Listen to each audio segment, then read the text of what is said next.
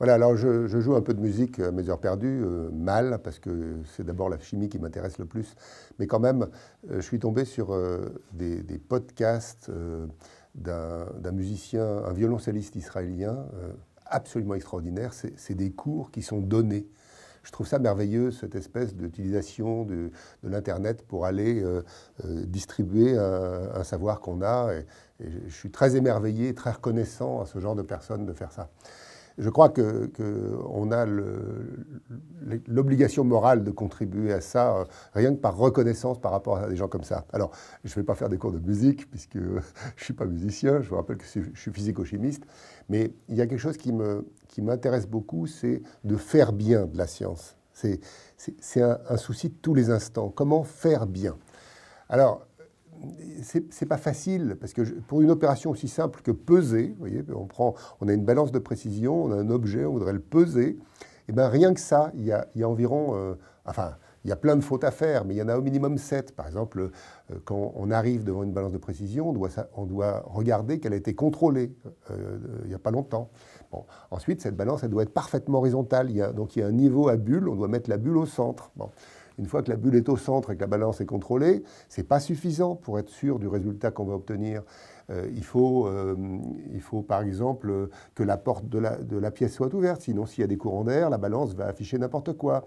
Il ne faut pas porter de gants en plastique parce qu'il y aura de l'électricité statique et ça va changer la valeur qu'on va mesurer. Qu'est-ce qu'il va y avoir encore? Enfin, il y a toute une série de fautes qu'on peut faire. Et utiliser correctement une balance, ça veut dire éviter toutes ces fautes. Alors je termine sur une faute. Oui, les gens qui ne tarent pas, tarer, ça veut dire qu'on met à zéro, qui tarent trop vite, qui vont trop vite. Et puis il faut faire 3 mesures, et puis il faut calculer avec ces 3 mesures une moyenne, et puis ce qu'on appelle un écart type, c'est-à-dire une dispersion des mesures. Bref, peser, c'est une opération absolument fascinante. Et ce qui est merveilleux, c'est qu'on apprend toute sa vie à peser. Alors, j'ai pris peser, qui est l'opération la plus simple qu'on puisse trouver en science, mais à côté de ça, il y a tout le reste. Et tout le reste, c'est beaucoup. Utiliser un appareil de résonance magnétique nucléaire, il y a encore plus de règles pour bien le faire. Mais plus généralement, il y a au-delà de ces comment faire, sur le site AgroParisTech, j'ai mis beaucoup de comment faire, mais au-delà de ça, il y a des bonnes pratiques. Alors, bonne pratique, par exemple, c'est on fait une bibliographie, donc on cherche ce que les gens ont écrit sur un sujet, et bien on va citer les gens qu'on a lus, mais on va quand même citer la première personne qui a obtenu le résultat, pas la deuxième qui a recopié le résultat de la première. Et puis on va citer un résultat récent. Donc vous voyez, en bibliographie, il y a des règles de bonne pratique.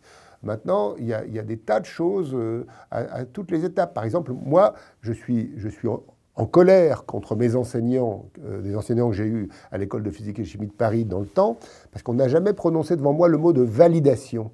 En science, c'est très intéressant, ce mot, il est tout le temps, on doit tout le temps valider. On a un résultat, on ne doit pas y croire, le diable, il est caché partout, donc on doit surtout valider. Alors je prends un exemple pour expliquer pourquoi il faut valider. Imaginez que vous ayez un verre cylindrique. Bon. Si vous regardez un verre cylindrique par le côté, vous allez voir un rectangle. Mais si vous le regardez comme ça, vous allez voir un disque. Alors, le verre est-il un rectangle ou un disque? Le verre, c'est un verre, c'est ni un rectangle ni un disque. Mais c'est la même chose en science. Imaginez que vous ayez un phénomène et que vous le regardiez d'une certaine façon, vous allez voir une seule face et toutes les autres faces alors. Donc, on ne peut pas se contenter de regarder un phénomène d'une seule façon. Et donc, c'est une bonne pratique scientifique que de regarder sur plusieurs facettes, c'est-à-dire de faire la validation. Alors, je passe évidemment sur les règles de bonne pratique qui sont simplement de l'honnêteté. On ne doit pas recopier quelqu'un, on ne doit pas publier 2 fois le même résultat, on ne doit pas faire des choses malhonnêtes. Ça me paraît absolument évident. N'empêche que peut-être il faut le dire, parce qu'il y a des cas qui sont... Ceux-là sont absolument évidents, mais il y en a qui sont plus subtils. Par exemple, imaginez que vous fassiez une expérience, puis vous avez des points qui sont parfaitement alignés, des points de résultat qui sont parfaitement alignés, sauf un. Alors, qu'est-ce qu'on fait? Alors, en anglais, on dit outlier. C'est un point qui ne va pas bien, un point aberrant. Alors, est-ce qu'on le laisse tomber? Oui, il est manifestement aberrant, mais est-ce que ce n'est pas un peu d'honnêteté de dire on a laissé tomber un outlier à cet endroit-là? Et puis, peut-être qu'on doit refaire l'expérience pour s'apercevoir qu'à cet endroit-là, finalement, ce point était vraiment aberrant. Et il faut faire attention, parce que c'est très compliqué. Moi, je me souviens d'expériences où on chauffait un produit dans de l'eau. C'était tout simple. La première fois qu'on a fait l'expérience, on a vu une dégradation de ce produit d'une certaine façon. Mais la deuxième... Alors, on avait tout fait bien. De l'eau parfaitement pure, des matériels parfaitement purs. On a tout fait bien, je vous assure. Mais la deuxième fois, on a eu une dégradation différente. On l'a refait une troisième fois, bien évidemment, puisqu'on était embêtés. Et on a vu la deuxième dégradation. Puis on l'a refait une quatrième fois. Et on n'a jamais retrouvé la première dégradation. Je suis ennuyé, parce que peut-être que la première dégradation, qui était différente, elle nous aurait dit quelque chose de différent.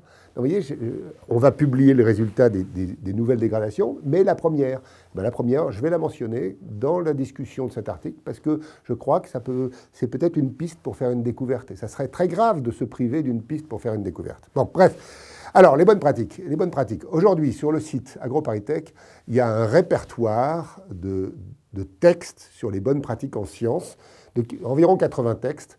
Ces textes sont évidemment répartis comme la structure de la méthode scientifique. Alors, je rappelle que la science de la nature cherche les mécanismes des phénomènes. Bon, ça, c'est l'objectif. Maintenant, on a une méthode. Cette méthode, elle est très simple. Elle doit être dite à tous les étudiants du monde. D'abord, on identifie un phénomène. C'est-à-dire que, par exemple, on voit le ciel bleu, mais on se dit, je vais me demander pourquoi le ciel est bleu. Voilà. Le ciel bleu, c'est un phénomène. Il n'est pas rouge, il n'est pas jaune, il est bleu. Pourquoi le ciel est bleu? Bon. Alors, en gastronomie moléculaire, ce n'est pas ce qui m'intéresse, mais voilà des phénomènes. Une fois qu'on a identifié... Donc, il y a des règles de bonne pratique pour identifier les phénomènes. On ne fait pas ça au hasard. Hein. Par exemple, je ne vais pas chercher à savoir si mes amis ont deux foies. Ou deux cœurs. Je ne vais pas disséquer un être humain ça paraît évident, mais il faut le dire quand même. Hein. Et aujourd'hui, les laboratoires de biologie ont des tas de déclarations à faire sur l'emploi de matériel biologique, et je crois que c'est juste de faire ainsi. Alors, donc première partie, identifier un phénomène. Deuxième partie, le caractériser quantitativement, c'est-à-dire on va tout mesurer. Hein. Cette idée a été introduite par Bacon, qui est un des créateurs de la science moderne, avec Galilée par exemple. Donc on mesure tout. Et on mesure tout, donc on a plein de nombres. Voilà pourquoi les scientifiques aiment les nombres, parce que la mesure produit des nombres. Bon. Alors ça, c'est l'étape numéro 2. Il y a plein de façons de bien faire ces mesures de nombres. Étape numéro 3, on prend ces nombres et on les réunit en équations, en lois. On appelle ça des lois. Donc c'est ce qu'on apprend au lycée. Donc U égale RI, P égale MG, ce sont des lois. Il y a une façon d'arriver aux lois à partir des nombres. Et puis il y a des bonnes façons et il y a des mauvaises façons. Donc peut-être qu'on peut aider nos amis, et nous-mêmes dans le fond, en donnant ces bonnes façons ou en réfléchissant sur ces bonnes façons. Une fois qu'on a les lois, on met les lois ensemble et on fait ce qu'on appelle une théorie. Théorie, ça veut dire beaucoup de choses semblables. Et cette théorie, on introduit des notions et des concepts. Par exemple, on introduit le concept d'entropie, on introduit le concept de potentiel chimique, on introduit le concept de etc. Alors là c'est par induction, c'est beaucoup plus difficile, c'est beaucoup plus passionnant. Mais là encore, il y a lieu de réfléchir à est-ce qu'il n'y a pas des règles de bonne pratique pour faire ça. Et une fois qu'on a une théorie, surtout, on ne va pas penser qu'elle est juste, parce que toutes les théories scientifiques sont un peu fausses, un peu insuffisantes. Donc on va faire la chose suivante, on ne va pas chercher à démontrer la théorie, ça serait idiot. On va surtout chercher une conséquence de la théorie et une conséquence testable. Bon. Et alors, donc là, il y a encore des règles de bonne pratique, et puis finalement, on va tester expérimentalement cette conséquence. Et là, il y a encore des règles de bonne pratique, et ensuite, on boucle à l'infini, et voilà la méthode de la science. Donc, il y a 80 textes relatifs à toutes ces questions. Hein. Tous ces textes commencent par une petite phrase qui dit « Attention, il s'agit des réflexions d'Hervétis, c'est très personnel, ça ne concerne pas AgroParisTech », et ça termine toujours par « Vous avez des commentaires, s'il vous plaît, envoyez-les-moi ». Voilà.